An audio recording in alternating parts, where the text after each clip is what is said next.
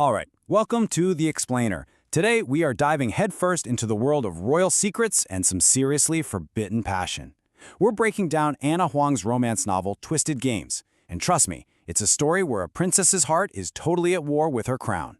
And it all kicks off with this one line, this single, tantalizing promise that just grabs you from the get-go. This isn't just a catchy tagline, you guys. It is the absolute core of the forbidden desire that fuels this entire story. So our story basically throws two people from completely different worlds together.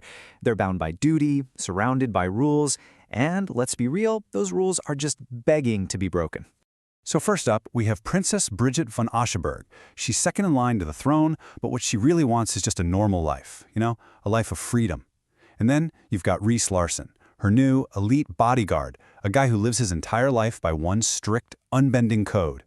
And from the very second they meet, their worlds just collide. Rhys literally walks in and all he sees is risk. Her independence, which she fought so hard for, to him is just a security nightmare. So of course, he immediately tries to take control. And Bridget's reaction? Oh, it's perfect. It sets the tone for their entire fiery relationship. She doesn't just see a bodyguard. She sees this arrogant, overbearing guy standing in the way of her freedom. This is way more than a professional disagreement. It's an instant battle of wills.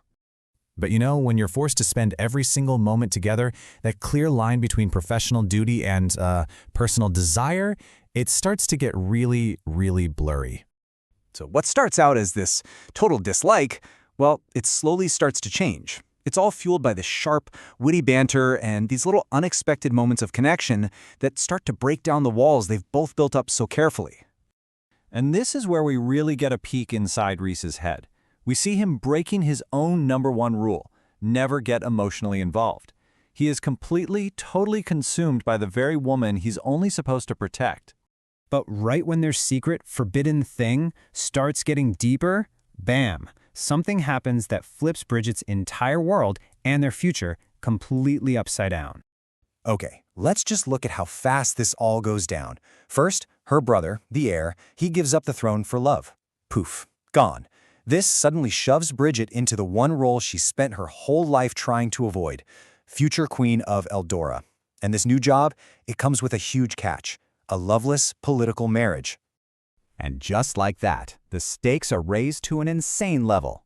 What was once a dangerous, private affair between two people is now a huge deal, a matter of national security that could literally destabilize the entire kingdom.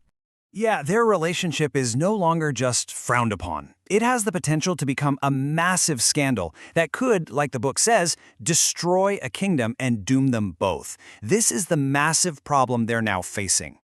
So, faced with this impossible choice, her country or her heart, Bridget doesn't back down. No way. Instead of picking one, she decides she's going to fight for both.